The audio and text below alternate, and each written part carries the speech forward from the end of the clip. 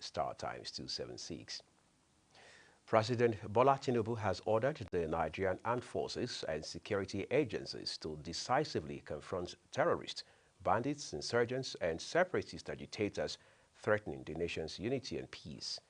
Delivering the president's message at the grand finale of the 2025 Nigerian Army Day celebration held at Murtala Square in Kaduna State, Vice President Kashif Shettima declared that the military has the full backing of the presidency to act without fear or hesitation. The president further described terrorism, insurgency, banditry, and separatist movements as grave existential threats, warning that they must no longer be seen as minor disturbances. The federal government has announced a new visa initiative aimed at enhancing compliance with the new visa regime and promoting a secure migration system. The initiative follows foreigners residing in Nigeria with expired immigration status to regularize their stay without facing penalties. Announcing the launch of the initiative in a communique in Abuja, the Nigerian Immigration Service stated that the initiative has already started running since May 1, 2025, and is expected to elapse on September 30, 2025. The Federal Ministry of Education has announced a partnership with Amazon Web Services to deliver free digital skills training and certification to students and educators across tertiary institutions in Nigeria.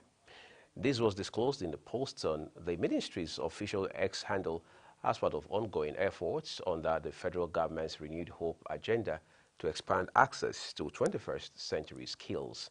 The ministry said the program will focus on modern digital competences, including cloud computing, artificial intelligence, AI, and machine learning. Ebonyi State Governor Francis Nwifuru has advocated for the creation of additional states in the southeast region to address the imbalance in the geopolitical structure of the country. A statement issued by the governor's chief press secretary, Monday Uzo, which was made available to newsmen in Abakaliki, the state capital, says he spoke when he received members of the Senate Committee on the Review of the 1999 Constitution. The Socio-Economic Crisis and Accountability Project, SERAP, has called on President Bola Tinubu to order an immediate investigation into allegations that senior government officials and politicians named in the Niger Delta Development Commission NDDC Forensic Audit Report have obstructed its publication. In a statement issued, SERAP described the obstruction or suppression of the report as an effort to undermine justice. The report, which covers the period between year 2000 and 2019, was commissioned to examine alleged financial misconduct and structural inefficiencies within the NDDC. The group expressed concern that the findings of the audit have yet to be made public and that recommendations for accountability and reform remain unimplemented. There was unrest in Agao, community of North Bank, Makurdi in Benue State, as residents, mostly women, youths and children, blocked the Abuja-Makurdi highway in protest against what they termed indiscriminate mass arrest by security forces. From Benue State, Global TV correspondent Felicity Indere reports that the demonstrators accused security operatives of unjustly targeting innocent civilians, particularly young men, while failing to address violent attacks by suspected armed Fulani herders in the area. Outraged and desperate, the protesters took over a major stretch of the busy highway, halting vehicular movements for hours. Chanting slogans and carrying placards, they poured out years of frustration over unending insecurity and what they described as a one-sided security operations. The demonstrators, mostly women, decried the latest wave of arrests in which over 50 youths were allegedly picked up in a single day. According to them, these security raids have become almost a daily occurrence, leaving families in fear and communities on the edge. They accused security agencies of turning their guns on the very people they are meant to protect, while ignoring repeated attacks by armed herders who continue to terrorize the area. The problem we have here, we don't even know the issue that they are arresting our husbands. We are not sleeping. The Fulani are killing us. We are not even going to the farm, nothing, and we are not sleeping. we just see police, swags, and soldiers that are catching us and soldiers. So we don't know the reason. That's why we are protesting today. But the chairman has come and speak with us that we shall allow him, should give him 2 days so that he will talk to the issue and settle it out. Every time we used to run because of flooding, sometimes we used to run with soldiers or police, or most of the pennies that we have in this Ghana. Even though when we in our room, they used to come and hold us and beating us, our children now, they didn't have to eat now because we didn't have money enough to feed them. Because all these challenges that we face now, please, we want help for governor to come and help us in this sitting. The men that are actually sleeping at Agan, the youth, there are some security personnel that will come to Agan at night around 2 a.m. or 3 a.m. to come and pick some of the boys in the community. They will carry them. The following morning, some elders, they will delegate some elders to go and find out where they take them to. They will report to C Division, report to all the stations in Makurdi. They will say that they are nowhere to be found. Calling for urgent interventions, the protesters demanded an immediate end to what they called arbitrary arrest and urged both the federal and state government to refocus efforts on addressing the root causes of the crisis. We want the government, the state government, to come out for this challenge. It's too much. We are voting him to come and save us free, but now we are not resting. Both in the bush, in the town, we are not resting. Why? Let this formation lead to the government, to the governor. Let us have peace in our Ghana community. We are not sleeping. Security personnel were later deployed to the scene to manage the protest and prevent it from spiraling into chaos. The situation was eventually brought under control following the intervention of the chairman of Makurdi local government, who pleaded for calm and promised to address the community's concerns within 2 days. Outraged and desperate, the protesters took over a meeting. Well, thank you, Felicity. Borno State's Governor Babangana Umar Zulum has refuted claims suggesting he is planning to defect from the All Progressive Congress (APC) to the African Democratic Congress (ADC, describing the speculation as false and politically motivated. In a statement issued by his spokesperson, Dauda Ilia, the governor says the rumor, which has surfaced on some online platforms, is a baseless fabrication aimed at causing unnecessary political tension, dismissing the calm as the handiwork of individuals he described as detractors with no meaningful contributions to the progress of Borno State or the country.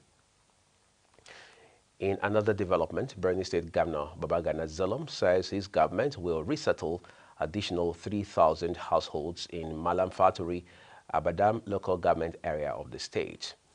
The governor said this while briefing newsmen shortly after a sympathy visit to the people of Malam Faturi over the recent attack by Boko Haram insurgents that claimed 9 lives and left 4 others injured. The governor, represented by the State Commissioner of Information and Internal Security, Professor Usman Tara, said this will bring to 5,000 the total number of resettled families. Kaduna State government says it will commence free bus service for civil servants, retirees, and students under its subsidized transport scheme on Monday. Director General of Kaduna State Transport Regulatory Authority, Inowa Ibrahim, said this in a statement in Kaduna State. Ibrahim noted that the free daily transport service, which would run for an initial 6 months, was aimed at alleviating transportation challenges for key assignments and segments of the population, noting that the initiative would benefit students of both public and private schools from the primary to tertiary levels. Former Vice President Atiku Abubakar has vowed to stand firm against election rigging and bad governance amid growing efforts by the opposition coalition to unseat President Bola Tinubu in the 2027 general election cycle. In a statement shared on his verified X handle, Atiku said he made the declaration while receiving a delegation of Gombe State stakeholders led by former Minister and Senator Idris Abdullahi. The Gombe stakeholders had visited the former Vice President to pledge their loyalty to the African Democratic Congress, which the coalition recently adopted as its campaign vehicle to mount opposition against the All Progressives Congress ahead of the next general election cycle. Let's take you to the country's southeast now, where Governor of Anambra State, Professor Chukwuma Charles Soludo, has met with members of the Anambra diaspora community in the United States and across North America as part of a town hall engagement focused on accountability and participatory government.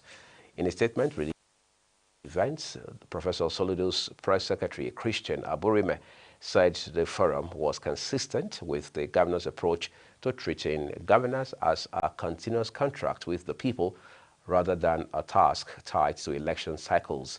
The meeting, held in Maryland, is part of a series of outreach efforts by the governor to provide updates on his administration's policies and progress while gathering feedback from citizens living abroad. The Nigeria Labour Congress, NLC, has threatened a nationwide mass action over the deepening cost of living crisis, escalating insecurity, and coordinated attacks on workers' rights. Rising from a Central Working Committee meeting held at the June 12 Cultural Center in Abeokuta, Ogun State capital, the group stated that the hardship faced by workers and the poor has reached intolerable levels, and immediate action must be taken to avert a national breakdown. It warned that Nigerian workers will no longer sit idly by while the nation's economy and democracy crumble. This is Global Television, and you're watching the live broadcast of News Cycle. When the rest of the news returns shortly, Nigeria, Togo set for showdown at International Table Tennis Federation West Africa Championships. Details coming shortly, plus business and foreign stories for you on the flip side of this broadcast. Please stay with us.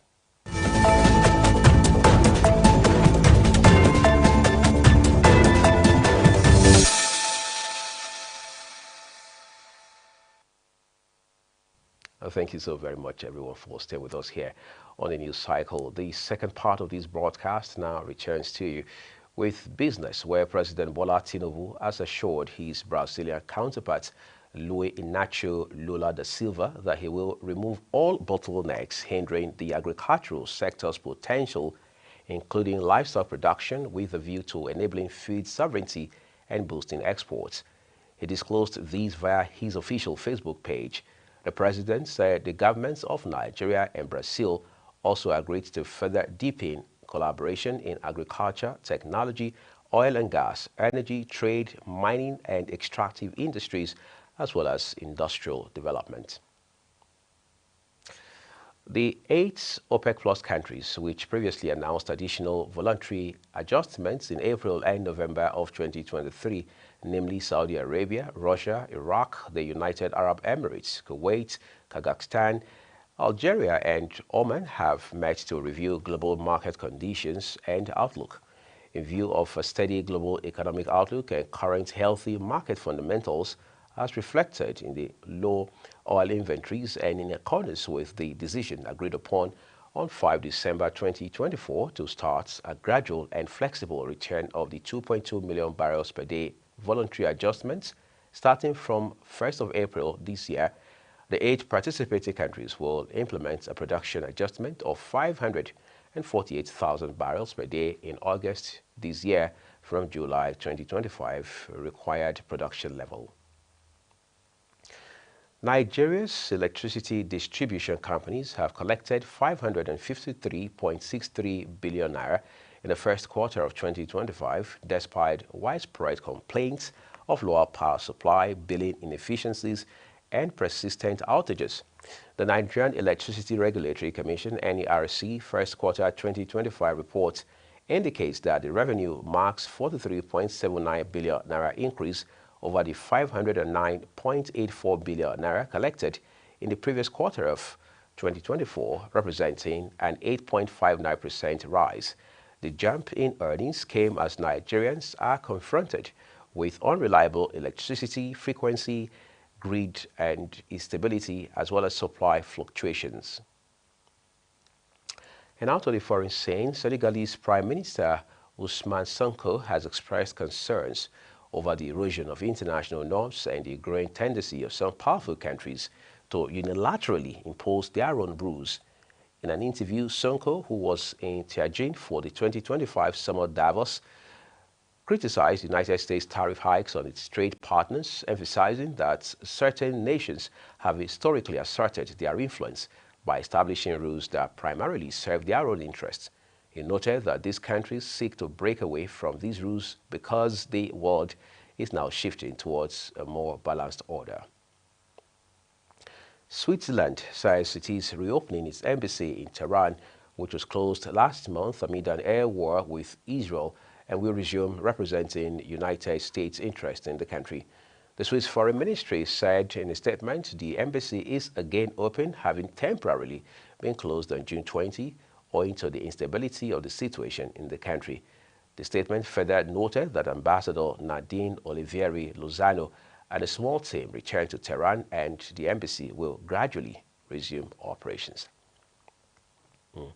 Sounds like a peace deal this time is real. Tech mogul Elon Musk has announced the formation of a new political party in the United States called the America Party. Musk made the declaration a day after asking his followers on X whether a new political party should be created. This is coming after the tech billionaire fell out with his estranged political ally, President Donald Trump. And now we take you to sports, where we find some excitement. Defending champions Nigeria and Togo are preparing to retain their titles at the 2025 International Table Tennis Africa Federation West Africa Regional Championships in Lagos, starting from July 16, ending on the 19th of July. This confirmation was made in a statement by the Federation, which stated that the event will take place at the Teslim Balogun Stadium complex in Lagos State. Nigeria, the region's most decorated team, will defend the women's team title it successfully retained in Lomé last year. Former president of the Nigeria Football Federation, CAF, Amaju Pinnick, has been appointed as special advisor to the president of the Confederation of African Football, Patrice Motsepe. The announcement was made by Motsepe during a live-streamed press conference on YouTube, where the former football chief was welcomed back into the hierarchy of the continent's football governing body. Pinnick would be attending all CAF executive meetings in his advisory role. Atletico Madrid are keen on securing the services of Fulham midfielder Alex Iwobi as they continue their summer transfer business, with the Spanish giants preparing to return with an improved offer following their initial rejected bid. The La Liga club have already been busy in the transfer market this week, with Alex Benier and Matteo Ruggeri arriving at the Riyadh Metropolitano to join Diego Simeone's squad for pre-season preparations. Johnny Cardoso is also expected to complete his move from Real Betis in the coming days. However, Los Chocherenos remain determined to add the Nigeria international to their ranks despite Fulham's firm rejection of their €21.5 million opening bid earlier this week. I guess we are all just going to watch the money rise. And that's a full cycle on the news here. A quick reminder for our viewers that you can find us on DSTV on channel 365 and Star Times 276. Kindly follow us across all social media platforms using @Global TV NG, as well as other handles now showing on your screen. I am Muyi Agmofwegwe. Thank you so very much for watching. I'll see you again